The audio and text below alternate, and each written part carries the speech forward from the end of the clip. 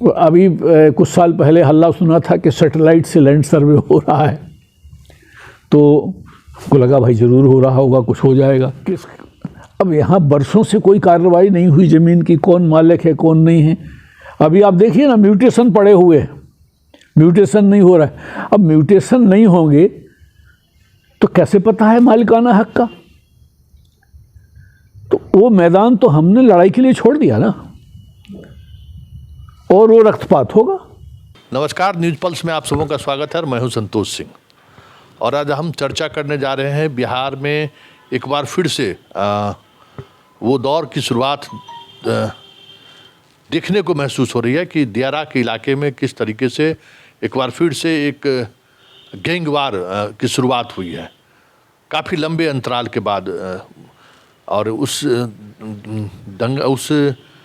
आपराधिक घटनाओं की गूंज अब पटना तक पहुंचने लगी है कि कैसे कटिहार के दियारा में दो गैंग के बीच गैंगवार की स्थिति बनी हुई है और उसको अब जातीय कलर देने की कोशिश हो रही है।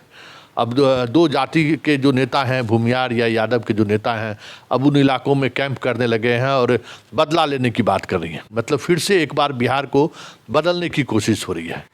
तो आज हम आपको इस मसले पर एक ऐसी शख्सियत से मुलाकात कराते हैं जो किसी दौर में मुंगेर का सबसे बड़ा नरसंहार कह सकते हैं कि बिहार का नरसंहार की घटनाएं घटी थी, और उस दौर में वो मुंगेर के एसपी थे। और उसके बाद जिस अंदाज में आज आप जिस स्पीडी ट्रायल की बात सुनते हैं, वो स्पीडी ट्रायल के सहारे जो उन्होंने बरसों से चले आ रही गैंगवार को या जातीय वर्चस्व को लेकर कुर्मी और यादवों के बीच जो वर्चस्व की लड़ाई चल रही थी, उस एक सजा के बाद बरसों बरस तक फिर उस इलाके के लोग सर उठा नहीं सके और वो एक साल के अंदर में ही वो सारी चीज़ें हो गई। हमारे साथ बिहार के पूर्व डीजीपी डीएन गौतम जी हैं। सर, क्या वो दौर था, क्या हुआ ऐसा कि उस दौर में आज लोग स्पीडी ट्रायल की बात करते हैं, लेकिन उस दौर में स्पीडी ट्रायल लोगों का उसी तरीके का सहयोग और घटना के बाद जो माहौल बना था पूरे बिहार में, उसको संभालना कितना मुश्किल था?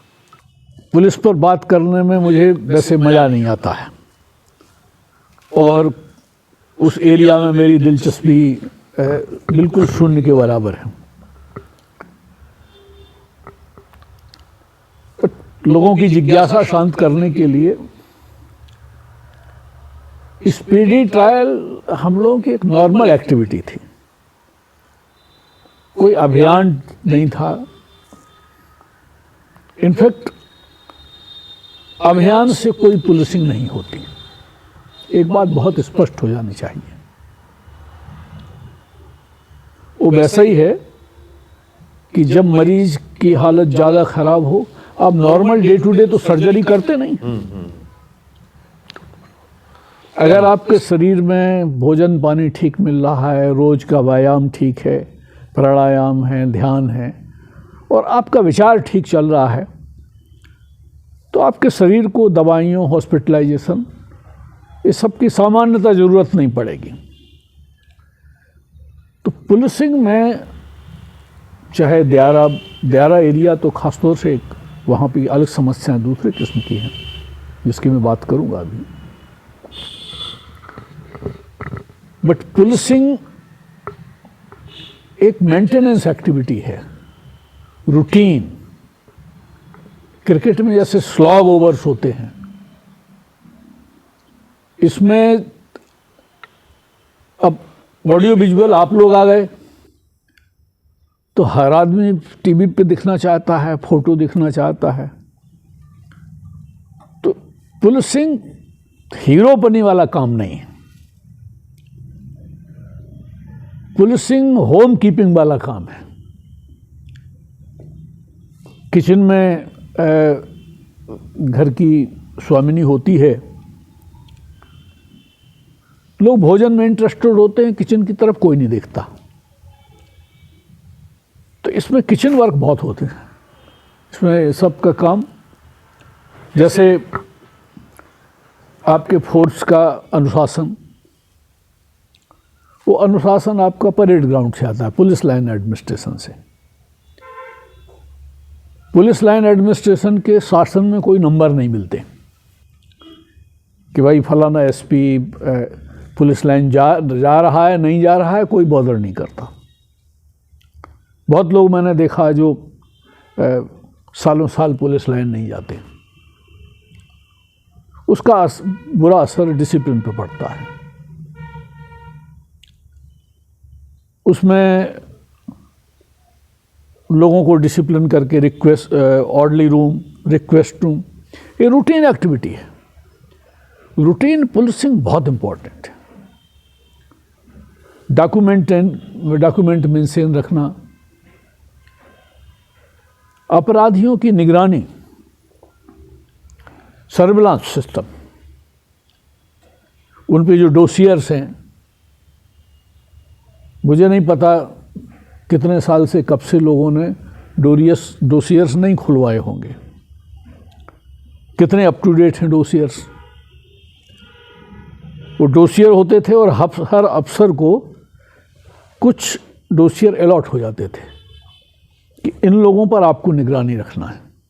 कुछ डोसियर मंथली होते थे, कुछ क्वार्टरली होते थे, कुछ 6 मंथली होते, कुछ ईयरली होते थे। ज़्यादा बूढ़ा क्रिमिनल हो गया तो उसको ईयरली बेसिस पे जाके फिजिकली देखना पड़ता था और उस पर नोट रिकॉर्ड करना पड़ता था। तो जो ये है, दैट मीन्स आप बहुत एक्टिव क्रिमिनल है, वो सब है, तो आप महीने में एक बार तो जा ही रहे हैं उसको देखने के लिए, कहाँ है, क्या कर रहा है, उस पर नोट्स आप रिकॉर्ड कर रहे हैं। तो ये रूटीन एक्टिविटी है। क्रिमिनल आपका कहाँ है, क्या कर रहा है, वो रूटीन एक्टिविटी है, रूटीन देखना है। फिर इलाकों के जगह जगह नई कॉलोनी बन रही हैं, नए घर बन रहे हैं, उनके बारे में जानना। बीट पेट्रोलिंग, बीट पे आप हर बीट के लिए कुछ कांस्टेबल से लौट हैं, उनको पता है कि उसके यहाँ कौन कौन रह रहे हैं, उस फ्लैट में कौन रह रहे हैं, मकान मालिक है या किराएदार है। नया किराएदार है तो ही नोज इट। एक कांस्टेबल डायरी हुआ करती थी जो अब एक आर्कोलॉजिकल डॉक्यूमेंट हो गई है एक तरह से, शायद कभी खुदाई करने पे मिलेगी कि ऐसी होती थी। एक सुपरविजन नोट का किताब होता था जिसमें जो आईओ को इंस्ट्रक्शन आपको देने हैं, मान लीजिए पूरा सुपरविजन नोट आप तत्काल नहीं लिख पा रहे हैं, वो आप हेडक्वार्टर में आके लिख रहे हैं, डिक्टेट कर रहे हैं, लेकिन उसको जो निर्देश देने हैं वो वहीं काटने पड़ते थे स्पॉट पे, कार्बन लगा के, उसमें डुप्लीकेट में होता था वो, कार्बन लगा के आपने हाथ से दिया और आईओ की कॉपी फाड़ के उसको दे दी। कोई चीज़ सीक्रेट नहीं थी, कोई, अब लोग रखे रहते हैं सीक्रेट। मीन्स आपका ओवरऑल एडमिनिस्ट्रेशन, इसको कहेंगे ना आप रोज का व्यायाम, ये पुलिसिंग का रोज का व्यायाम है। आप इसको व्यायाम में रखिएगा तो आपके फोर्स का स्वास्थ्य ठीक रहेगा, और फोर्स का स्वास्थ्य ठीक रहेगा तो अपराधियों का स्वास्थ्य कमज़ोर पड़ेगा। फोर्स का स्वास्थ्य कमज़ोर होगा तो अपराधी सहजोर पड़ जाएगा, वो अखाड़े में आपको मात देगा। तो ये पेरेनियल प्रॉब्लम है, हमेशा से रहेगी, हमेशा। ये ऐसा नहीं है कि आपने इस काम को एक दिन किया और 4 दिन के लिए छोड़ दिया, या 6 महीना साल भर नहीं किया उसके बाद अभियान के तौर पे लग गए, चलो ये ड्राइव चल रही है, वो ड्राइव चल रही है। पहले एस ड्राइव होती थी साइमल्टेनियस सारे स्टेट में या ज़िले में क्रिमिनल को पकड़ने के लिए, वो ड्राइव थी, वो ड्राइव भी रूटीन ड्राइव थी, उसको रेगुलर तरीके से करना होता था। खाली उसकी डेट एक निर्धारित होती थी ताकि उसमें एक आकस्मिकता आवे, लोगों को पहले से पता नहीं चले, कोई अलर्ट नहीं हो पाए, तो वो इसलिए होती थी। रही बात द्यारा की, कि द्यारा में लंबे अरसे से पहले द्यारा की ज़मीनें या दूसरी ज़मीनें जिन जिन लोगों की थी वो या तो छोड़ के राज्य ही चले गए हैं, धरती छोड़ के चले गए, या उनका कोई इंटरेस्ट नहीं है, दूसरे जॉब्स में चले गए। तो इस तरह से ज़मीनें बहुत हैं। जो ज़मीन यानी एब्सेंटी लैंडलॉर्ड, जो मालिक, अब जैसे अब देखिए यहीं पे स्टेट में कितने स्टेट के आईएएस आईपीएस अफसर या दूसरे अफसर होंगे, उनमें आपको ऐसे दर्जनों मिल जाएंगे जो अपने गांव के घर पर कभी नहीं गए, जिनकी ज़मीनें हैं वहाँ। कौन देख रहा है, क्या कर रहा है, वो भी बहुत से उन्होंने इंटरेस्ट लेना, कभी जाते हैं नहीं जाते हैं। तो अब जब वो इस परिदृश्य से लुप्त हो जाएंगे तो जो छोटा सा धागा वाला रिश्ता अभी बंधा हुआ है ज़मीन से, वो भी टूट जाएगा। उनके बच्चे किसी का यूएस में है, किसी का कहीं कुछ है, तो ये पूरी तरह से अब ये ज़मीन अवेलेबल है। इस ज़मीन पर जो मजबूत होगा वो जोते बोएगा। दियारा की लैंड में ये समस्या रहती है हमेशा, क्योंकि वहाँ तो कोई मालिक जाता ही नहीं, कभी नहीं जाएगा। और कौन जाएगा? अब बटाईदारी के लिए वहाँ पे कोई बोलता है ना, भाई बटाई के लिए दिया, अरे भाई हमारा हिस्सा नहीं आपने दिया, तो बोलेगा मालिक ऐसा कीजिए ना कि वहीं आ जाइए। और मालिक जानता है कि वहाँ ये बुला रहा है, तो उसके बाद गंगा जी की भेंट चढ़ा देगा हमको, वो हिस्सा नहीं देने जा रहा है, हमारे हिस्से कर देगा। कोई नहीं जाता। तो ये दूसरी समस्या जो पैदा होती है, वो हर साल तो नहीं होती है, लेकिन टाइम टू टाइम पैदा होती है। मुझे लगता है कि कटिहार की समस्या में इस बात का योगदान होगा, नदी अपना कोर्स बदलती है। वही समस्या है। हाँ, तो बिकॉज ये भी जब भी रक्तपात इस तरह का होता है तो उसी वजह से होता है। नदी ने थोड़ा कोर्स बदला तो पता चला यहाँ की हजारों बीघा ज़मीन नदी में चली गई और एक तरफ की हजारों बीघा ज़मीन ऊपर आ गई। तो एक एलुवियल लैंड एक्ट करके कोई बहुत पुराना कानून है, एलुवियल एंड सेलुवियल ऐसे कुछ लैंड एक्ट है इस ज़मीन को हैंडल करने के लिए। पहले आपने देखा होगा कि बक्सर में जो क्या कौन रजनी जोर कौन दियारा था ना, तो वहाँ फायरिंग वायरिंग होती रहती थी हर साल में। यूपी वर्सेस बिहार है, यूपी वर्सेस बिहार। और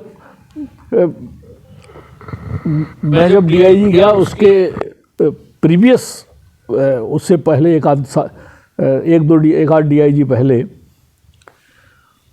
तो यहाँ से डीआईजी साहब पहुँच गए थे और उधर से यूपी के किसान पीएससी लेके खड़े हुए थे,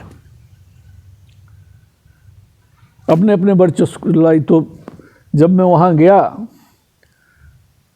तो हमने दोनों स्टेट के डीएमएसपी का, जो इस इलाके का डैनी जोर दियारा है, उनकी मीटिंग कराई पहले से ही। और डिमार्केशन कौन जोत रहा है, कौन बो रहा है, और जॉइंट निगरानी में फिर उसकी कटाई हुई। कोई गोली वोली नहीं चली, कुछ नहीं हुआ एकदम। और अब तो लगभग लगता है कि शांति हो गया है। उसके बाद वो शायद स्थायी व्यवस्था हो गई हो।